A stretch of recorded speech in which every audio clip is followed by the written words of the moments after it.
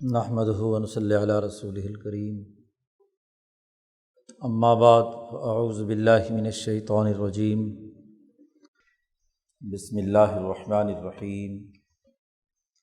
قال اللہ تبارک و تعالی فسیروا فی الارض فانظروا کیف کان عاقبۃ المکذبین۔ وقال النبی صلی اللہ علیہ وسلم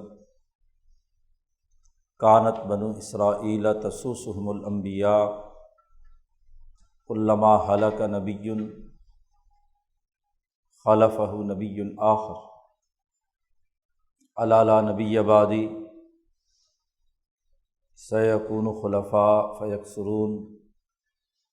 صدق اللہ مولانا العظیم وصدق رسولہ النبی الکریم۔ معزز دوستو، کتاب مقدس قرآن حکیم انسانی عقل و شعور کو ایک واضح اور دو ٹوک رہنمائی دیتی ہے۔ قرآن حکیم کے مخاطب عقل مند اور باشعور لوگ ہوتے ہیں، جو لوگ اللہ کی آیات پر غور و فکر کرتے ہیں، گرد و پیش کے حقائق کا جائزہ لیتے ہیں اور اپنی زندگی کو دنیا میں بھی بہتر بنانے اور آخرت میں کامیاب بنانے کے نقطہ نظر سے غور و فکر سے کام لیتے ہیں۔ قرآن حکیم کی چند آیات میں ہی احکامات الہیہ بیان کیے گئے ہیں۔ قرآن حکیم کے زیادہ تر حصہ غور و فکر کی دعوت پر مشتمل ہے کہ گرد و پیش کے حقائق کا جائزہ لیا جائے، عقل و شعور کی اساس پر سوسائٹی کا تجزیہ کیا جائے، فہم و بصیرت حاصل کی جائے، صحیح اور غلط میں تمیز پیدا کی جائے، حق اور باطل میں فرق کر کے حق کی حمایت اور باطل سے علیحدگی کا اختیار کرنا قرآن حکیم کے بنیادی موضوعات میں سے۔ حق کا انکار کرنا یا حقائق کو مسخ کرنا، اپنی ذاتی خواہشات اور تمناؤں کے مطابق رائے بنا لینا، قرآن حکیم کے نزدیک بہت بڑی معیوب بات ہے۔ قرآن حکیم کی ایک بڑی صفت جو قرآن نے بار بار بیان کی ہے وہ فرقان کہتے ہیں اسے، کہ جو حق و باطل میں تمیز کی صلاحیت کرتا ہے، فرق پیدا کرتا ہے۔ حق و باطل کے درمیان فرق کا پیدا کرنا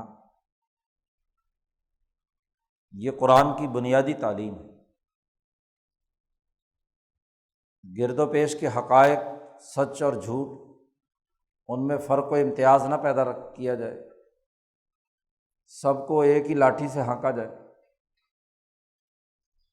سبھی کو درست سمجھا جائے یا سبھی کو باطل سمجھا جائے،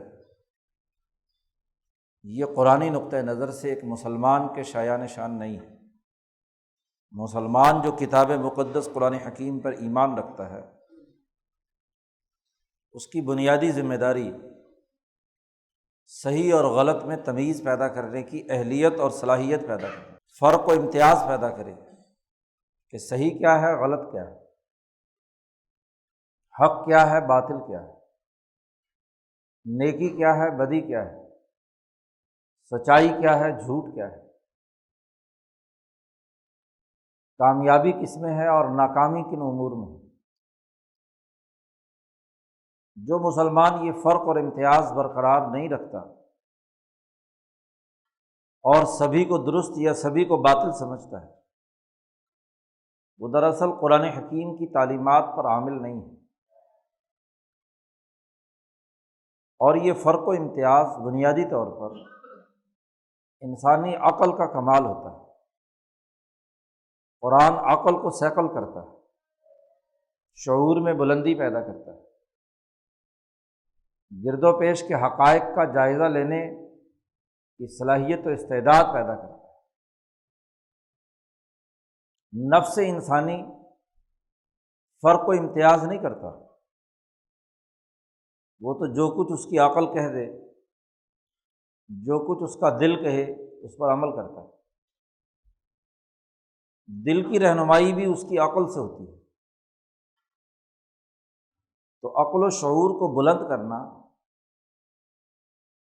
اسے سیکل کرنا، اس میں اعلیٰ درجے کی صلاحیت پیدا کرنا، یہ مسلمان کی کامیابی کی ضمانت ہے۔ اور اگر عقل کا استعمال بند کر دیا جائے، شعور مار دیا جائے، حقائق مسخ کر دیے جائیں، گرد و پیش کے حالات کا خود ساختہ تصوراتی تخیل قائم کر لیا جائے، تو سوائے مایوسی، ذلت اور رسوائی کے اور کچھ نہیں۔ قرآن حکیم نے جن لوگوں کی اتباع کی دعوت دی ہے، انبیاء علیہم السلام ہوں یا ان کے متبعین، ان کی بنیادی خصوصیت یہی عقل ہے، یہی سمجھ بوجھ ہے، یہی فرقان کی صلاحیت ہے کہ اپنے گرد و پیش کے حقائق کا درست تجزیہ کرنے کے لیے وہ اپنی علمی، عقلی اور فکری صلاحیتوں کو بروئے کار لاتے ہیں۔ حضور اقدس صلی اللہ علیہ وسلم کے بعد سب سے اعقل الناس ابو بکر صدیق، اور ابو بکر صدیق کے بعد اعقل الناس سب سے زیادہ عقل مند عمر فاروق، عثمان غنی، علی المرتضیٰ ہیں۔ صحابہ میں سے وہ لوگ جنہوں نے حکمرانی کی ہے، انسانی سوسائٹی کی تعمیر و تشکیل میں کردار ادا کیا ہے، ان میں قرآن کا یہ وصف اعلیٰ ترین درجے میں پایا جاتا ہے کہ وہ فرق کرتے ہیں حق اور باطل میں۔ اس لیے قرآن حکیم نے بار بار اس بات کی دعوت دی ہے کہ زمین میں چلو پھرو، سیرو فی الارض، اولم یسیروا فی الارض دوسری جگہ پر کہا گیا، کیا انہوں نے زمین میں سیر نہیں کی؟ گویا کہ قرآن دعوت دیتا ہے کہ زمین میں چلو پھرو، سیر کرو، گرد و پیش کے حالات معلوم کرو، حقائق کا جائزہ لو، اور پھر کھرے کھوٹے کی تمیز پیدا کرنے کی اہلیت حاصل کرو۔ فانظروا کہا ہے، غور و فکر کرو، دیکھو، نظر دوڑاؤ۔ زمین میں سیر و سیاحت بے وقوفوں اور احمقوں کی طرح نہیں، بس چلے پھرے اور گزر کر آ گئے۔ کسی شہر میں جا رہے ہیں، کسی بازار میں گھوم رہے ہیں، کسی محلے میں جا رہے ہیں، کسی علاقے کا دورہ کر رہے ہیں کہ جو کچھ وہاں سے سنی سنائی بات آ گئی اسے قبول کر لیا، جو کچھ وہاں جھوٹے سچے ملغوبہ روایات سنی سنائی وہ بات مان لی۔ نہیں، جائزہ لو اور دیکھو کہ سچوں کو جھٹلانے والوں کا انجام کیا ہوا۔ قرآن نے ایک جگہ پر کہا مکذبین، سچوں کو جھٹلانے والے، ایک جگہ کہا کہ عاقبۃ المجرمین، مجرموں کی کیا سزا ہوئی۔ غور و فکر کی دعوت کے بعد قرآن حکیم نے گرد و پیش کے حقائق کا جائزہ لینے، تجزیہ کرنے کا حکم دیا ہے۔ آنکھیں بند کر کے جو کچھ معلومات سامنے آئیں ان پہ سواد کرنے کا حکم نہیں دیا، اس کی تصحیح کرنے کا حکم نہیں دیا۔ سواد تصحیح کا ہی ہوتا ہے، اس کی درستگی کو مان لینے کی بات نہیں ہے، جائزہ لینا ہے، حقائق کا ادراک کرنا ہے، پھر دیکھنا ہے کہ انجام خرابی اور تباہی اور بربادی کا کیا ہوا؟ سچوں کو جھٹلانے والوں کے نتائج کیا نکلے؟ اور خاص طور پر اس قوم کو تو بہت زیادہ غور و فکر کی ضرورت ہے کہ وہ اپنے گرد و پیش کے حقائق، تاریخی حقائق خاص طور پر اس کا جائزہ لے کہ ان کی دھرتی کی حالت کیا رہی، سوسائٹی میں کون کون سی وہ خرابیاں پیدا کی گئیں جس کے نتیجے میں مجرموں والا انجام ہو رہا، جھٹلانے والوں کی طرح کی سزائیں مل رہی ہیں۔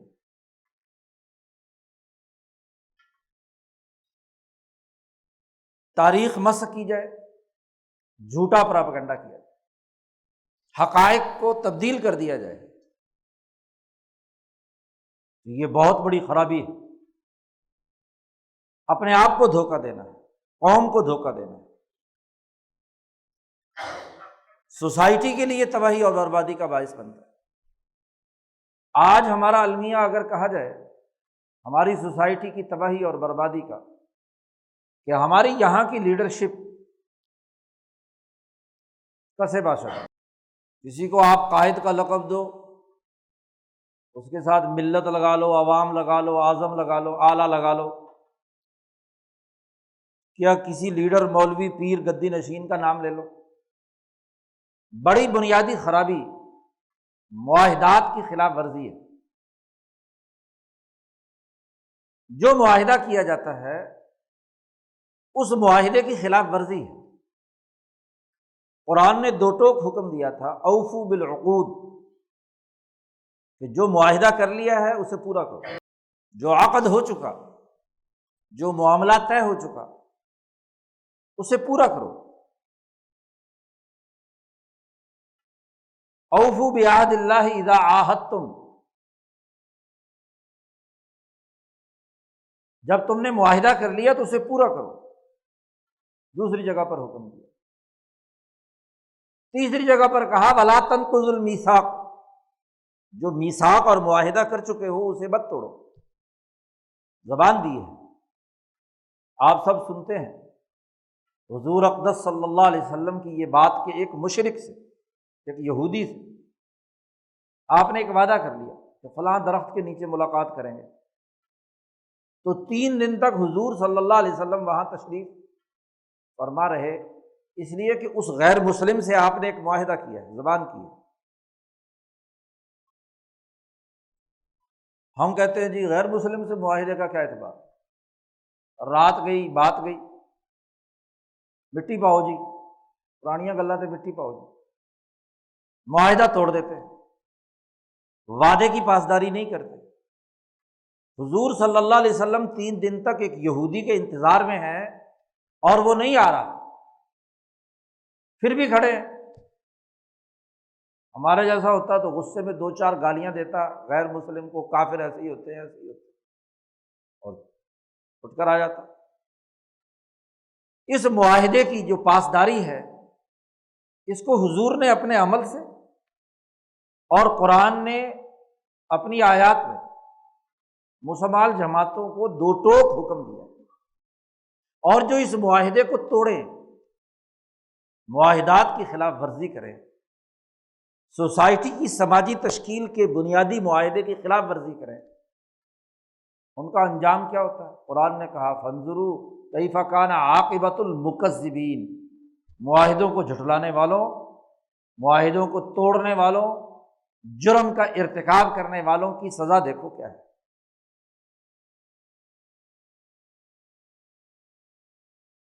پاکستان کی اس سیاست کا اگر 1906 سے لے کر اب تک جائزہ لیا جائے تو ماشاءاللہ یہاں کے لیڈروں کا سوائے معاہدے توڑنے کے اور کوئی کام نہیں۔ کوئی ایک معاہدہ بتا دیجیے کہ جس کی مکمل پاسداری انہوں نے کی۔ معاہدے کرتے ہیں، توڑتے ہیں، معاملات طے کرتے ہیں، اسے توڑ دیتے ہیں، اور کہتے ہیں جی سیاسی وعدے ہیں، یہ تو سیاسی معاہدے ہیں، یہ کوئی قرآن و حدیث ہوتے ہیں توڑ دیا جائے۔ ابھی سندھ کے اس سفر میں پاکستان کی ایک مشہور ریاست خیر پور میرس، اس کے محلات دیکھنے، اس کی لائبریری دیکھنے کا موقع ملا۔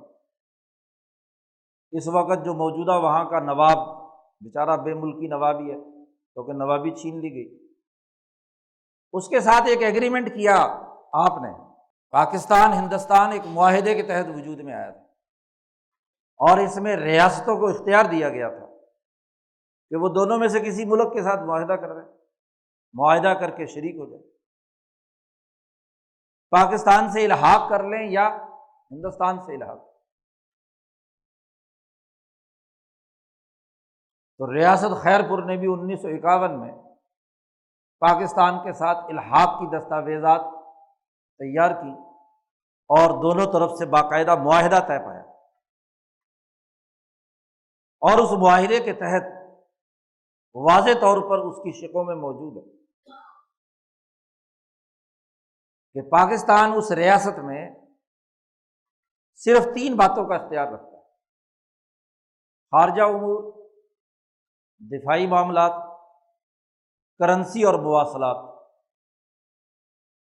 اس کے علاوہ کسی معاملے میں پاکستان کو اس ریاست میں مداخلت کا کوئی حق نہیں۔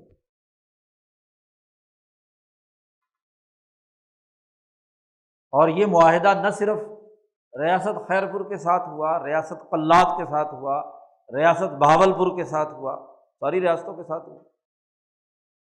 باقی تمام انتظامی نظم و نسق میں وہاں کی ریاستوں کے جو حکمران ہیں وہ آزاد ہوں، معاہدہ کرتے ہیں، دستخط کر رہے ہیں آپ کے وزیر اعظم، ملک کے وزیر اعظم کے دستخط ہے، معاہدہ ہے، عہد کیا ہے۔ لیکن اگر اس معاہدے میں کوئی تبدیلی کرنی ہے تو دونوں باہمی رضامندی سے کریں گے، یہ بھی اس معاہدے کی شکل۔ انہوں نے اپنی لائبریری میں، اس محل میں وہ پورا کا پورا معاہدہ لگا رکھا ہے۔ لیکن کیا ہوا؟ آج اس معاہدے کی دھجیاں بکھیر دی گئی۔ وہ ریاستیں جو اپنے زمانے میں انتظامی نظم و نسق، امن، عدل، تعلیم، سوسائٹی کے مسائل حل کرنے میں مثالی تھی، اس وقت جو ضلع خیر پور ہے اس پر مشتمل یہ ریاست تھی، اور اس ریاست کا ہر شہری، خواہ وہ مسلم تھا یا غیر مسلم، شیعہ تھا یا سنی، خود اس ریاست کا سربراہ شیعہ تھا، میر جو تھے وہ شیعہ تھے، لیکن سنیوں کے فیصلے کرنے کے لیے مفتی ریاست، مفتی اعظم موجود، کیونکہ عوام کی اکثریتی آبادی کیا ہے؟ سنی۔ کوئی شیعہ سنی جھگڑا نہیں، کوئی ہندو مسلم جھگڑا نہیں، ہر انسان امن رواداری کے ساتھ رہتا ہے۔ اور آج ماشاءاللہ اسی خیر پور کا چیف منسٹر سندھ ہے۔ دنیا بھر کی ساری بد امنیاں، بد انتظامیہ، توڑ پھوڑ، نظم و نسق کی دھجیاں بکھیرنے کا عمل اگر سندھ میں کسی جگہ پر ہے تو خیر پور ضلع میں۔ سارے چور ڈاکو وہاں، سارے لٹیرے وہاں اسی کے بیلے میں، سڑکیں ٹوٹی ہوئی، انسانی حقوق پامال، شیعہ سنی لڑائی عروج پر۔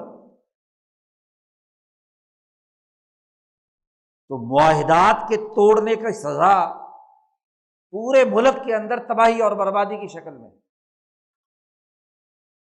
ریاست بہاولپور جس کی 70% آبادی مسلمان تھی، 30% غیر مسلم تھے،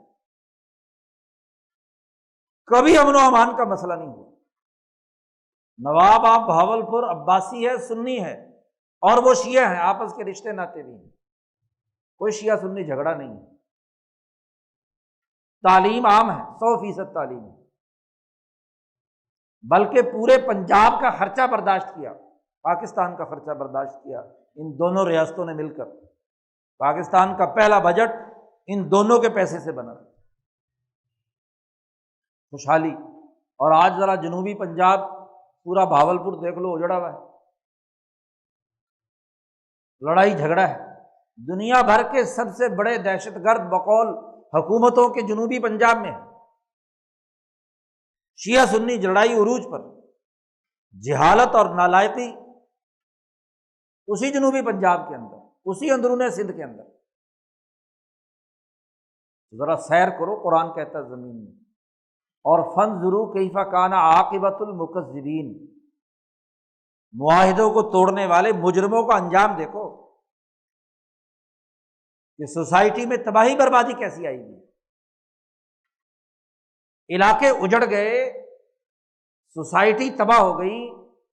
معاہدہ عمرانی کی کوئی بات سوسائٹی میں امن و امان قائم کرنے میں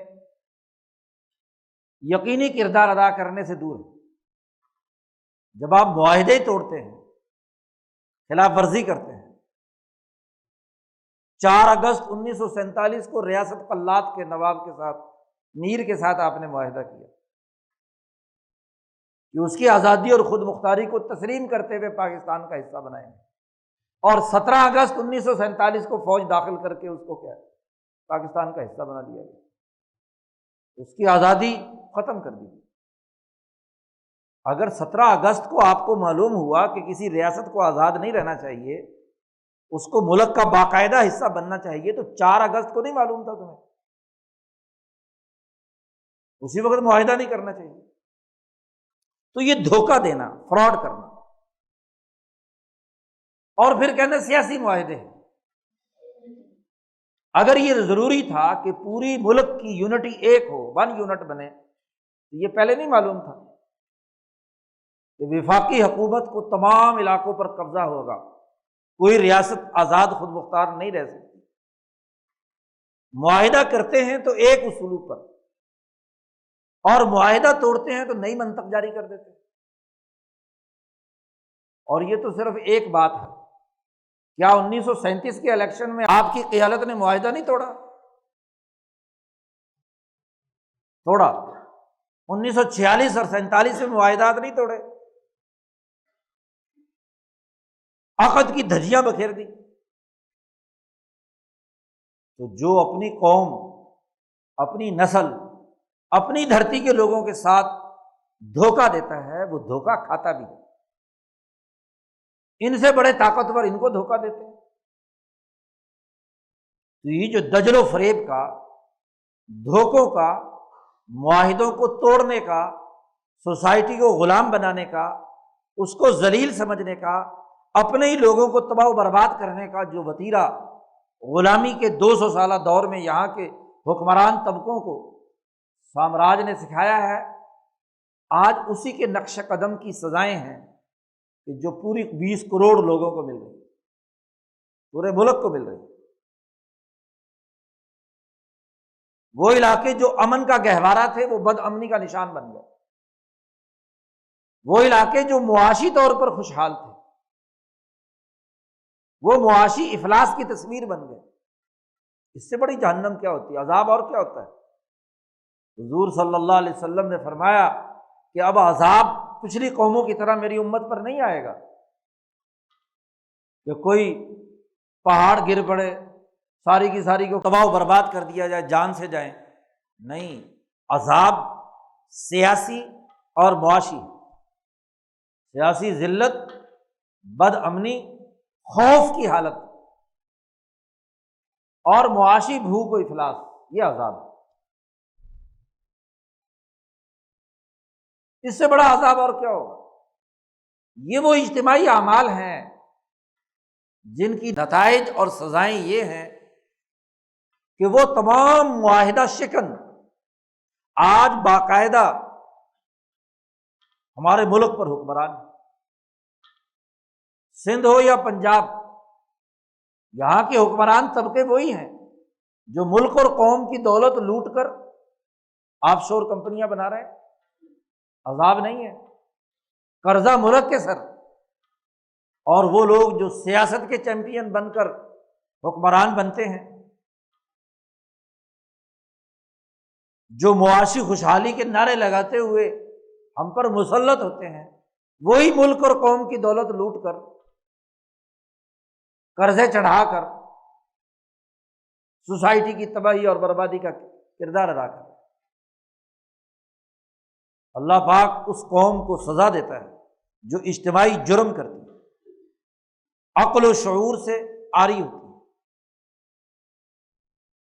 سمجھ بوجھ ختم ہو جاتی ہے، جھوٹ کو سچ بناتے ہیں۔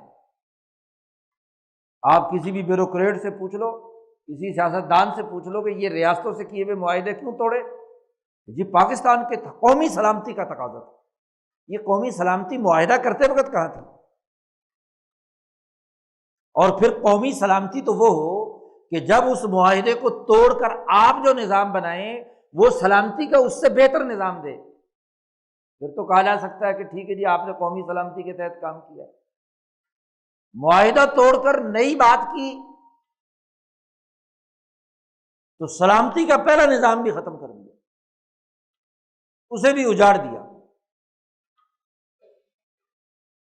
آج ہمیں تاریخ کا مطالعہ کرنا ہے، حقائق کا جائزہ لینا ہے، سچ اور جھوٹ میں تمیز پیدا کرنی ہے۔ جھوٹ بولنے والا آپ کا باپ ہی کیوں نہ ہو، آپ کا عزیز و اقارب بھی کیوں نہ ہو، قرآن نے کہا کونوا قوامین بالقسط، تم درست طور پر عدل و انصاف قائم کرنے والوں، گواہی دینے والے بنو، اگرچہ یہ گواہی تمہارے والدین، تمہارے عزیز و اقارب، تمہارے رشتہ داروں کے خلاف ہی کیوں نہ ہو۔ اب یہ قرآن کی آیت منسوخ ہو گئی ہے کہ والدین کے خلاف گواہی نہیں دی جا سکتی۔ قرآن نے تو کہا والدین کے خلاف بھی اگر سچی گواہی دینی پڑے تو دو، قائم کرو۔ جیسے والدین حقیقی ہوتے ہیں ایسے والدین آپ کے قومی اور لیڈر اور قائد بھی تو ہوتے ہیں، یہ بھی تو اپنے آپ کو باپ کہتے ہیں۔ اپنے ان باپوں کے خلاف بھی گواہی دو، لیکن گواہی دینے کی جرت نہیں ہے، سچ کو سچ ماننا نہیں چاہتے، جھوٹ کو بطور سچ کے قبول کرنا چاہتے۔ ہماری علمی دانشگاہیں، ہمارے فکری اور نظریاتی دانشور، ہمارے سیاسی لیڈر، ہمارے مذہبی رہنما سچ کو سچ نہیں کہنا چاہتے، حقائق کو تسلیم نہیں کرنا چاہتے۔ تو جو قوم جھوٹ کو بحیثیت مجموعی اپنا لے اس کی سزا کیا ہے؟ یہی ہے کہ وہ دنیا میں بد امنی، خوف، دہشت اور لاتعداد مسائل سے دوچار رہتی، اور یہ اس وقت تک حل نہیں ہوتا جب تک عقل و شعور کی بنیاد پر صحیح اور درست چیزوں کو پیش نظر رکھنے، صحیح رائے قائم کرنے، عقل و شعور کا استعمال کرنے، حقائق کا ادراک کرنے اور انہیں ماننے کی بنیاد پر آگے بڑھا جائے۔ آج ہمیں ان بے وقوفیوں اور حماقتوں سے توبہ کرنی ہے۔ عقل کا جرم سب سے بڑا ہوتا ہے، نفس کا جرم کم درجے کا ہے۔ نفسانی جرائم پر تو بڑی تقریریں کی جاتی ہیں کہ نفس میں فلاں خواہش پیدا ہو گئی، فلاں گناہ کر لیا، فلانا گناہ کر لیا۔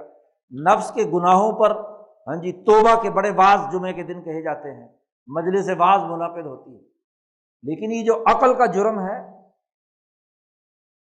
یہ جو قلب کا جرم ہے، اس جرم کی توبہ کرنے کی ضرورت نہیں ہے، اس کے بارے میں کسی استغفار پڑھنے کی ضرورت نہیں ہے، اس کی اساس پر سچ اور جھوٹ میں تمیز پیدا کرنے کی ضرورت نہیں ہے، زیادہ ضرورت ہے۔ اور یاد رکھو آخرت میں بھی اللہ پاک نے فرمایا ہے کہ میں عقل کی بنیاد پر فیصلہ کروں گا۔